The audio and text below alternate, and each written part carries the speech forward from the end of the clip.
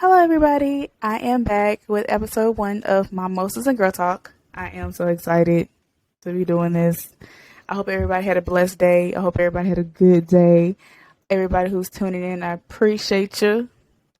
Thank you. Like I said, I'm just, this is it. Ep.1. Kicking it into gear, baby. We here. We here. So this episode is definitely going to be about where I've been, like what I've been up to, what's been going on, all the, juicy stuff that people have been asking. So my life the last 2 years have been very, I want to say probably a lot of transitioning, a lot of adjusting, a lot of healing, that I'm actually am in the process of healing now. Like I don't think I healed properly during those 2 years. I think I was just an autopilot and I was just kind of going through the motions. So now I'm trying to unpack all that shit and get it together because it's a lot. So thank you guys for tuning in this episode. Also, just to let you guys know, this episode is probably going to be a little triggering because I'm going to talk about death a little bit. So, in my experience with loss. So, just look trigger one and get your little tissues ready because you're going to need it. So, the last 2 years, where have I been? I had a baby. I found out I was pregnant, of course, in 2019 at the end of July. And I had my baby in March of 2020. I had him 5 days before my birthday, which was interesting because he is actually due on my anniversary, my wedding anniversary. Ghetto, I know, right? Definitely did not plan this out right. So yeah, I found out I was pregnant at the end of July, and I was super excited but super nervous because that was at a time where me and my husband were kind of like healing from a situation, and it was definitely something that kind of shifted our focus onto just worrying about the kids versus worrying about ourselves. I kind of feel like we kind of put ourselves on the back burner. I know for a fact that I put my feelings on the back burner.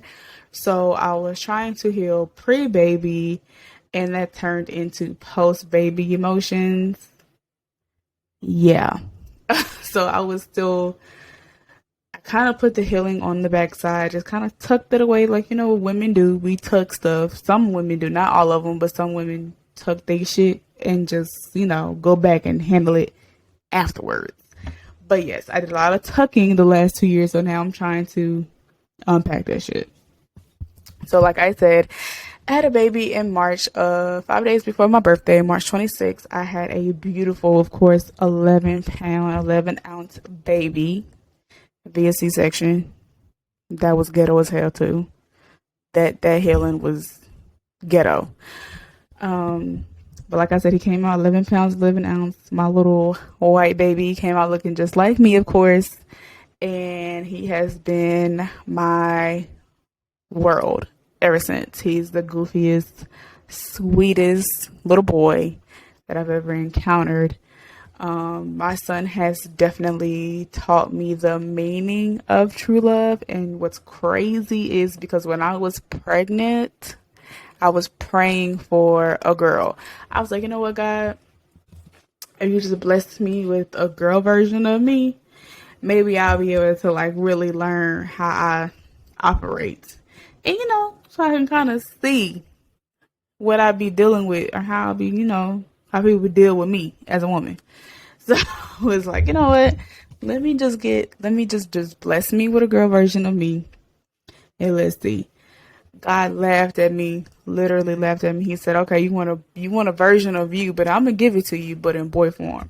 When I tell you that little boy is everything like me, but has an attitude like his father, but he is mostly like me. He's affectionate. He's super sweet. He is loving. He gives me like I said, he gives me so much affection. Like I can't even use the bathroom by myself. Like he literally would take his iPad, follow me into the bathroom and sit on the floor and just be in there with me. And I'm like, Jalen, it's okay. You can sit outside the door. But no, he follows me everywhere. He is definitely the sweetest little boy. He has taught me so much about love and patience and understanding. And while I have been enjoying that, it has been an adjustment because anybody who knows me personally, look, I ain't gonna lie. Back in the day before I got pregnant, baby, if you saw me out, I was lit. I was lit. I was the dancer in the club. Like, that was just me, all eyes on me. That was just me. And it really, like, after I had my kid, I've been sitting with myself, still sitting with myself. But after I had my kid, I was really like, what the fuck is this? Like, what the fuck? I didn't even like recognize myself for like the first month or two after having my son. Like, my body changed. Like, I'm not even the same Brit no more. Like, my body is different. My mental and emotional state was different. And you know what? It didn't help that I had my son in March and the country shut down in April. So that whole time period from having him, and then of course, I had to sit down for 8 weeks because I had a C-section. So I was just really like down on myself those 8 weeks, really questioning myself, like, what the fuck? Who the fuck am I? Like, what the fuck is going on with me? I was super emotional. I felt like I did everything possible to try to feel normal. But like I said, nobody talks about the transition, like going from just a woman to now carrying a big title as being a mom. That definitely took a toll on my mental and emotional space. So then, being at home, being a stay-at-home mom with him, and then being locked down was definitely an eye-opening experience for me, because I just really felt like, okay, so I'm in the house with an infant, can't go nowhere, can't meet up with my girls. I really don't want to have company because I don't know where these people been at. I don't want to, have my baby around people that, still have to go outside and work. So I was just really lost during that pandemic because I was like, okay, what the hell? Like, I didn't want to go nowhere. I didn't want to take my baby anywhere. I didn't want to be around anybody because of safety protocol, but I really wanted adult interaction. And then Jay, at that time, he was still working. He was considered essential. So it was an adjustment. Like, I had my mom here, but it was definitely a lot. Like, I think what mostly took a toll on me is the fact that I felt like I couldn't really bond with my son because I had to stop breastfeeding early because I was on pain meds and I didn't know that my pain meds was going into my milk. So my baby was high. So I had to stop breastfeeding and I had to like pump and dump. And at that point, I just got so frustrated. I was like, you know what? I'm going to just give him formula. And I kind of wish I would have stuck with it, or I wish I would have consulted with the lactation consultant, because I definitely would have still breastfed or pumped, which was what I was doing because he didn't latch. So, had a baby going through the pandemic, and if I recall correctly, I believe from April to August we were locked down, if I recall. And like I said, like, it had its good periods because I had my time periods where I didn't want to be around nobody. I didn't want to talk to nobody.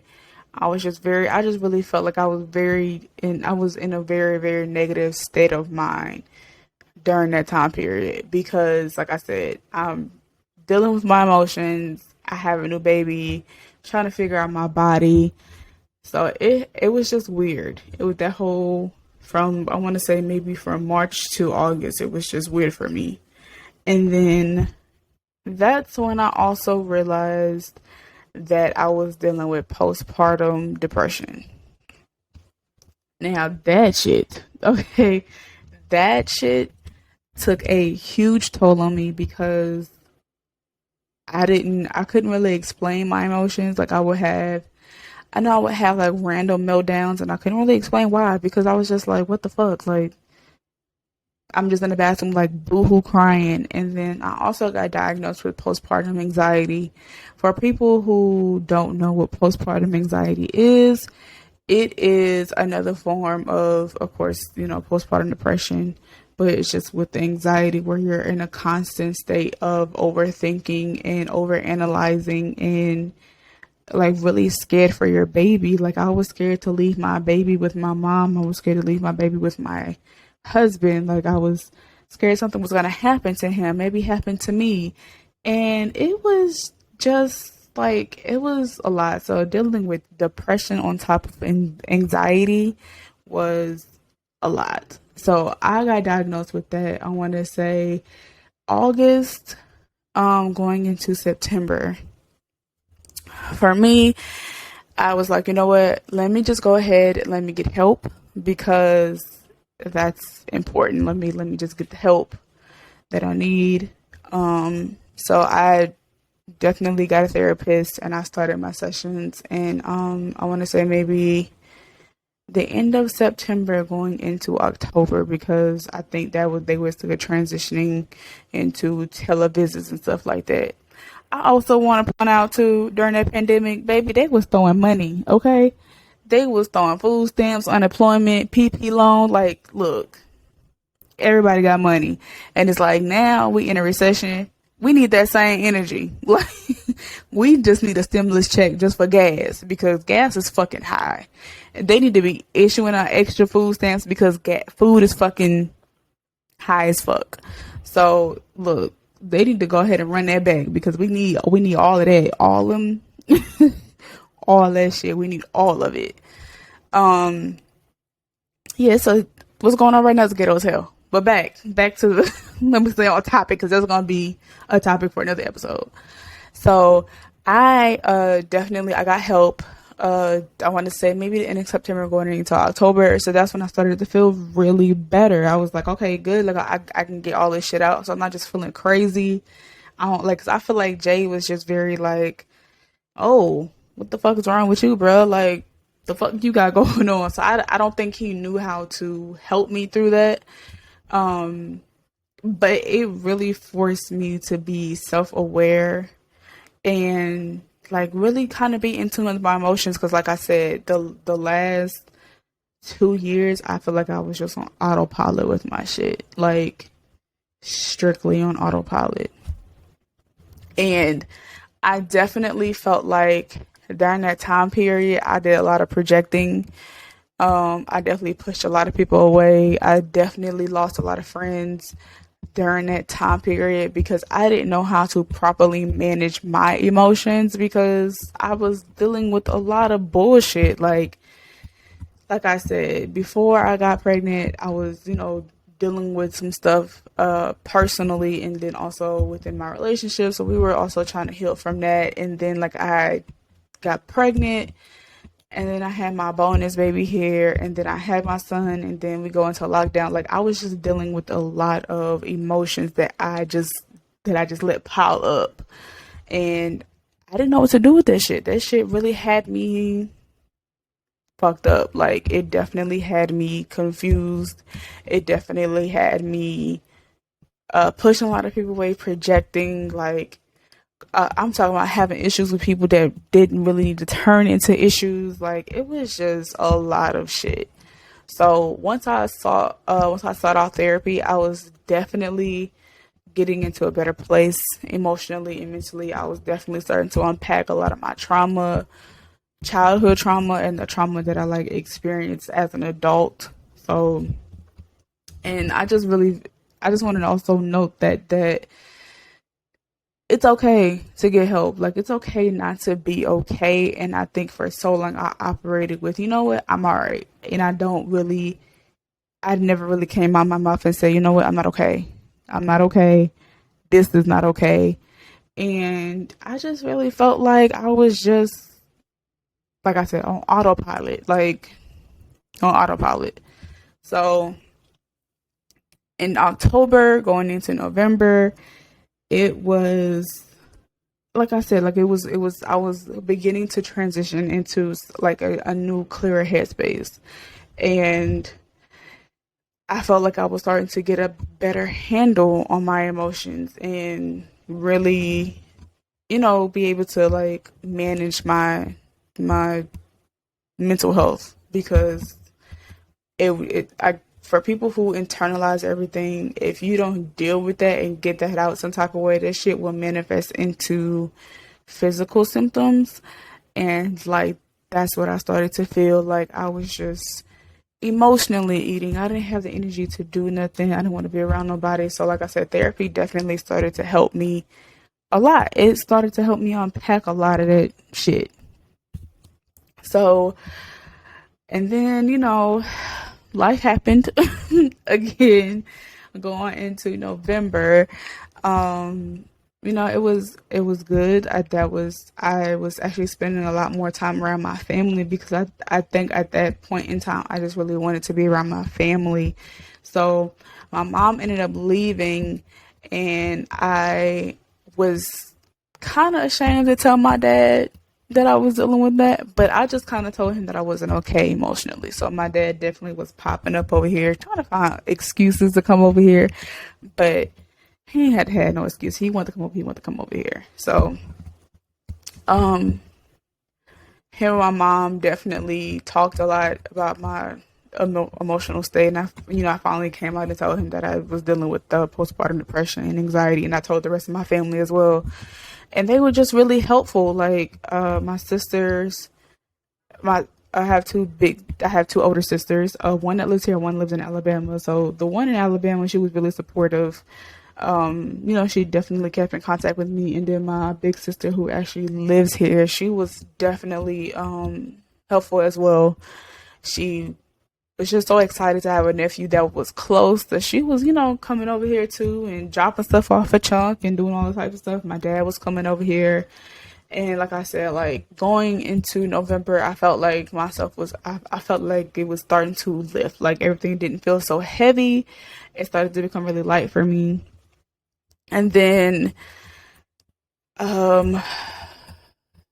going into December, it was just, I felt like a shift was kind of happening, but I couldn't really explain it. And, this is when everybody was still sick with COVID, and the amount of people that were passing, like seeing that on the news and seeing that online and seeing it on Instagram and Facebook, like that shit was definitely taking a toll on me. That scared me the most. Like taking my son to the doctor was even scary for me because I did not want him to get sick. I'm just like, I don't want to get sick. I don't want nobody else to get sick. Like I just want everybody to stay away from my son. And then, like I said, going into December, like I said, I was in a really good mental and emotional headspace. And my dad ended up getting sick with COVID. Him and my big sister, they lived together, and they ended up getting sick with COVID. So initially, when I found out that he had COVID, I was just like in a panic because my dad, he dealt with a lot of other health issues. But I was like, my dad has been through in the hospital for different others, like, many things. Not many things, but he's been in the hospital before for, other life-threatening things. And he's always come out on the other side of it. So I was just like, he gonna shake back. Like, he gonna be okay. My sister's gonna be fine or whatever. Didn't worry about it. So I remember my sister texted me and said that my dad was being taken to the hospital. I believe that was December 19th, if I'm not mistaken. And I never told my siblings this, but I was scared. I was just like, okay. And this is early COVID. This is when they were trying to figure out a vaccine, and they didn't really have a treatment plan for nobody with COVID. So I was scared because I was just like, okay, okay. So I think like for me, I never really expressed to my siblings like how scared I was and how worried about my dad I was. And then like for me, I don't know what my dad did to his phone. He was always doing some shit on his phone. And I found out that my number was blocked on his phone, so that's why I had to keep calling the nurses station to get in touch with him, or even have them give him a message to call or answer the phone when I call, or they would have to go in the room and pick up the phone and give it to him. But I also didn't call him as much because I knew he couldn't breathe. So I was just like, just save your air, save your energy, because I really want you to get better. We can catch it when you get out the hospital. And I definitely felt like I didn't deal with this in the best manner, because like I was still getting like the unemployment and stuff, and I was like just spending money. Like I was just trying to like do anything to make myself feel better and to like distract myself from my dad being in the hospital, because I'm like, in my mind, in my heart, I was like, he's gonna be fine. Like he's gonna come out of this. He's gonna be okay. So, my sisters kept us updated. I would call the hospital and get updates on him and how he's doing this stuff.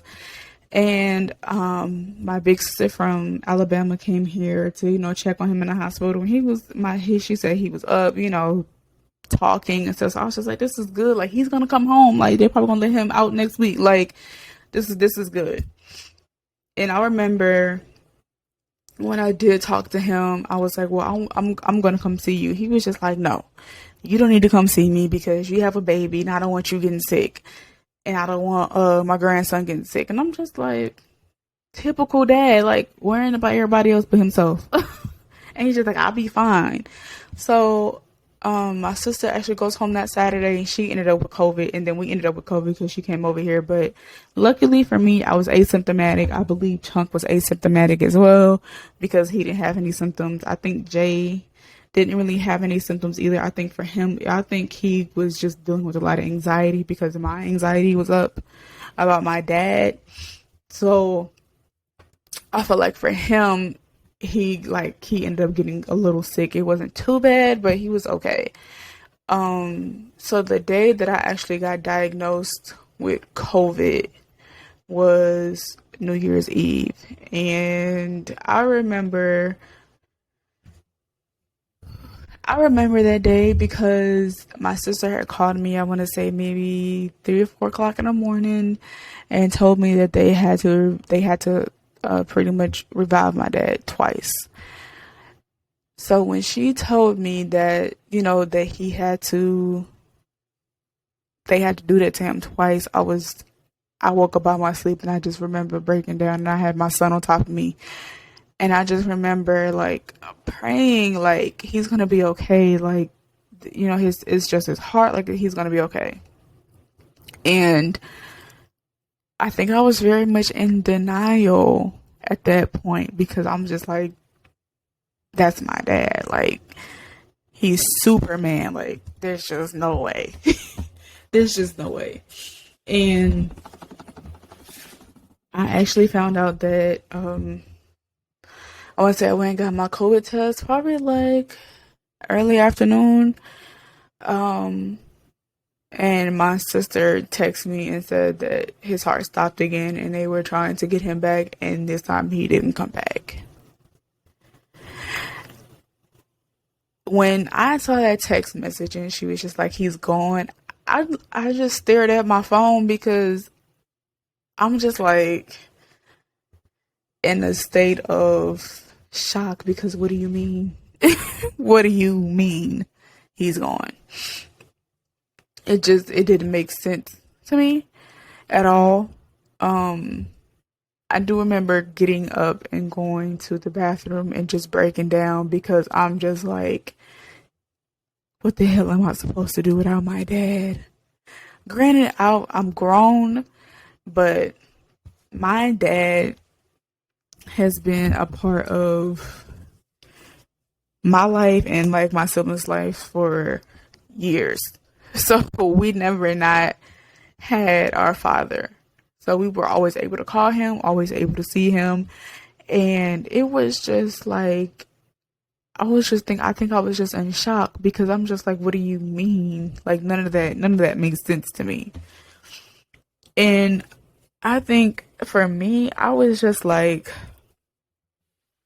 that whole day just reading that text message over and over again and like calling his phone and trying to hear his voicemail. And it's just like, I couldn't go see him because I had just got diagnosed with COVID, so I couldn't even go say my goodbyes after he passed. And then we, of course, with COVID guidelines, I guess, we couldn't have like a casket or anything like that because I guess he was still contagious at that point. And it's gonna be 2 years at the end of this year, and I don't think I'm healed from that. I think I still go through the emotions every single day about my dad. And for me, New Year's Eve will never be the same. And I think for my siblings, New Year's Eve will ever be the same either because, like I said, my dad was super dad to us. He was definitely a man's man, okay? He had no problem with saying what he wanted to say. He had no problem with doing whatever he wanted to do. But baby, when it came down to his kids and his grandkids, that man was definitely like a man's man. And like I said, I've never not had my father. So going every day after that day without him has been hard. On top of healing from things that I've been through before I lost him, it just kind of like added to it. And I was just like, okay,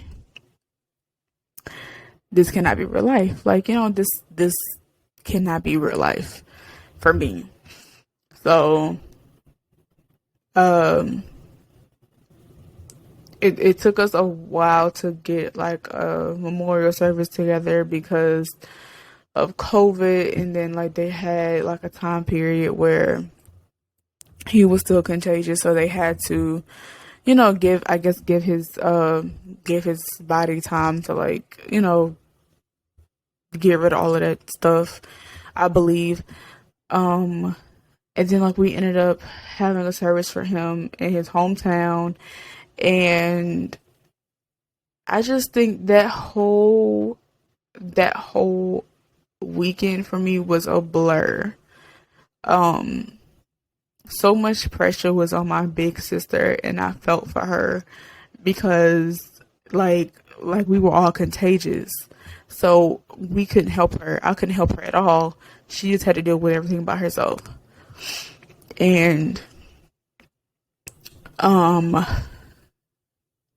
knew this was gonna happen. For me, it was definitely, I think I am still in denial about my dad not being here. Like, his number is still in my phone.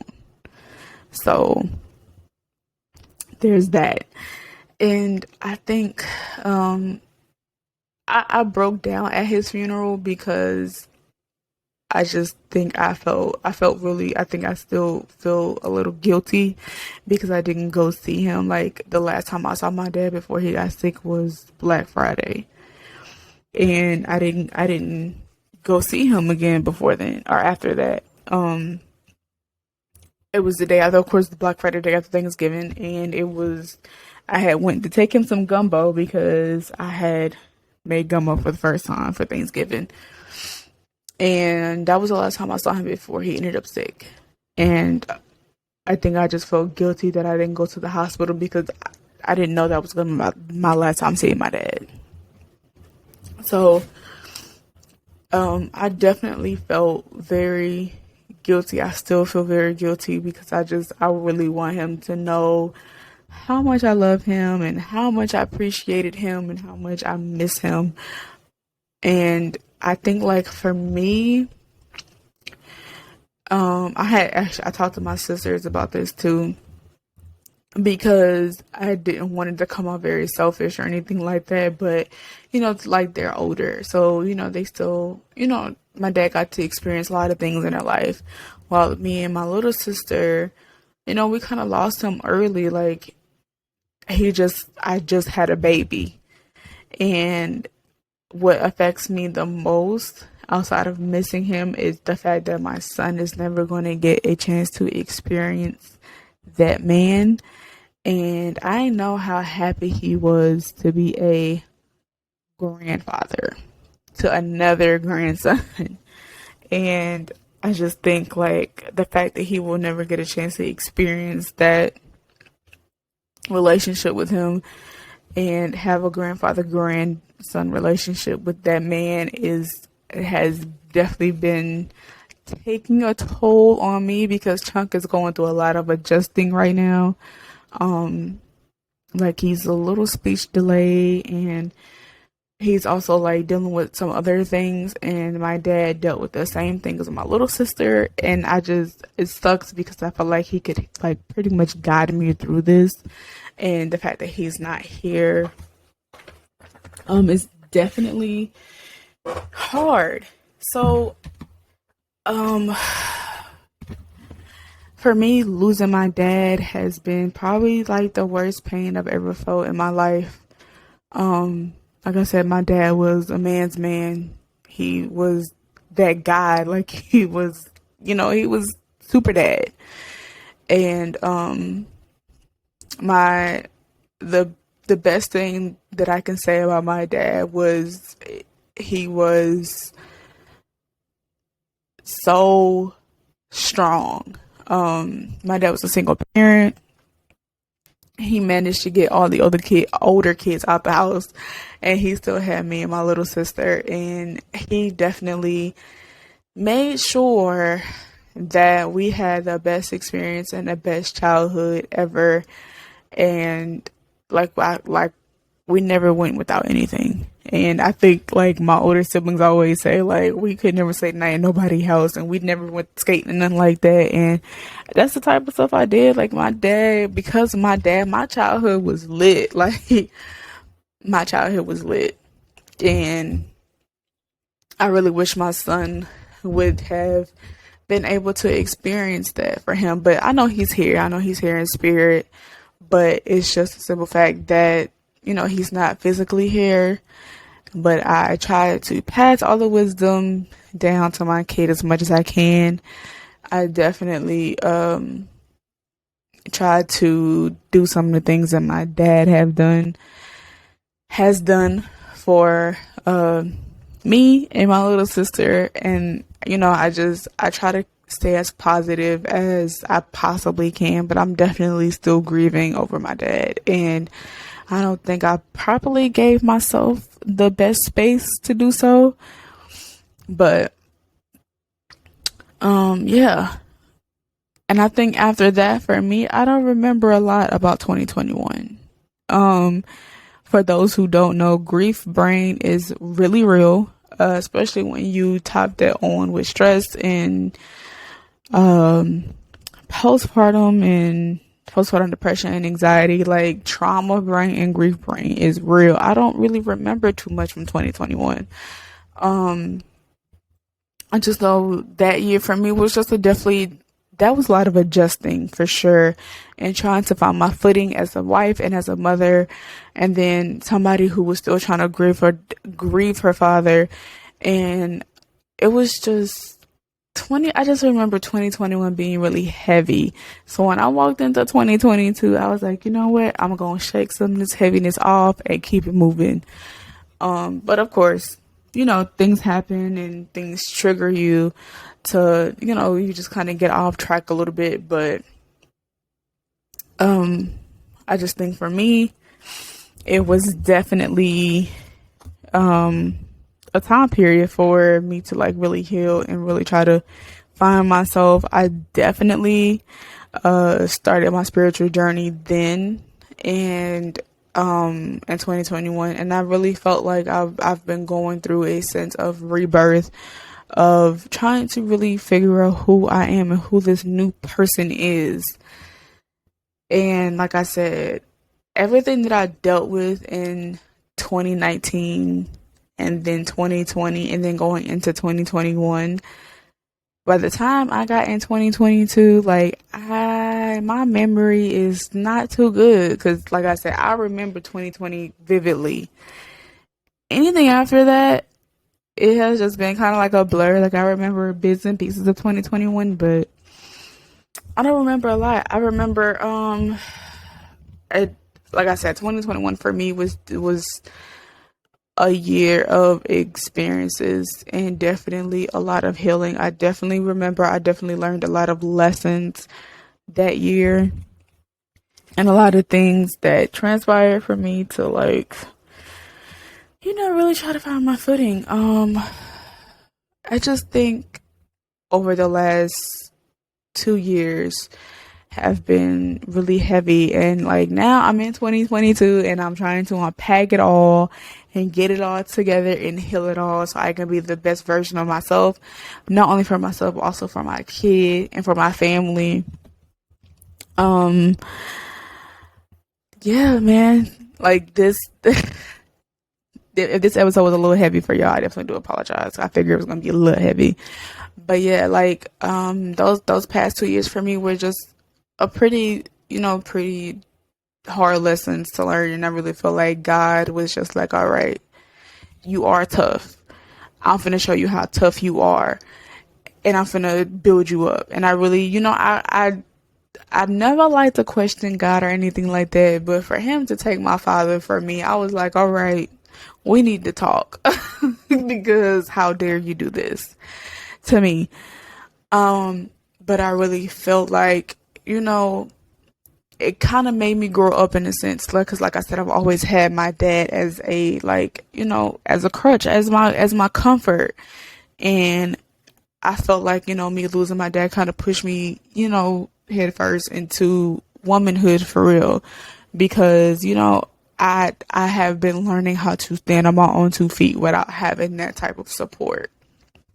And I feel like, my dad is definitely here and with me. And like I said, I still have my big sister here, and she has definitely been like super supportive of every decision I made. And also my mom has been super helpful and super supportive. I don't think that I could have gotten through my toughest year, 2 years, without my mom helping me with my son. She is definitely a hands-on grandmother. Um, she has helped me a lot, like pretty much been out here for months and months and months at a time. And I know my dad is proud of her for stepping in, especially since, me and her are trying to find our footing within our relationship as well. Because I didn't have a really good relationship with her growing up. But like I feel like she's trying to make up for lost time, and I'm receptive to that, and I'm also in therapy to heal that trauma as well. So, I just feel like for me, I made it a point this year to speak out on what I've been going through, because I really felt like a lot of women went through a lot of shit these past 2 years with having babies and dealing with the pandemic and adjusting to life. And I felt like a lot of people kind of came to a realization during the pandemic, like, bro, I have fucking mental health issues, and that's just what it is. So I feel like a lot of people are tapping into that and like really healing their trauma and really trying to right their wrongs and walk through life a different way and trying to become more self-aware. And that shit is real. Like, real life shit happens, like, to really chin check you. Like Lauren London said, life will chin check you. And I felt like I got chin checked definitely these last 2 years. And I feel like God is like, now, like, okay, so what you gonna do with it? You either gonna sit here and talk on your own shit, or you gonna get up and be the woman that I know you are. So I'm tapping back into my spirituality, and I am in therapy currently, going through the motions and healing and dealing. And I lost a lot of friends along the way. I lost a lot of people that I felt were close to me along the way. And a lot of that, I can say maybe it was a form of projection from me, and a lot of it was just, maybe they just wasn't meant to walk this journey with me. So I felt like my podcast would be very therapeutic and very helpful to a lot of people. And I really want to close this podcast with just letting you guys know that it's okay not to be okay. It's okay to get the help. And for anybody who has lost somebody during this pandemic from COVID or anything else, my heart goes out to you. Please take the time and grieve. Please get the help that you need. And yeah, man, like, it's okay not to be okay. Take that time, be good to yourself, have strong people around you, have a solid foundation, and just, take it one day at a time. Thank you guys for tuning in. So sorry that this first episode was definitely a heavy one, but I wanted to kind of let you guys know, like, life. I'm human too. I go through my shit too, and it's okay. You're not alone. Everybody's going through shit. So thank you guys for tuning in. Y'all be easy. Stay up, stay prayed up, stay safe. Next episode, it'll be on a little lighter note, but yeah. Thank you for tuning in. Be sure to tell your friend to tell a friend to tell a friend.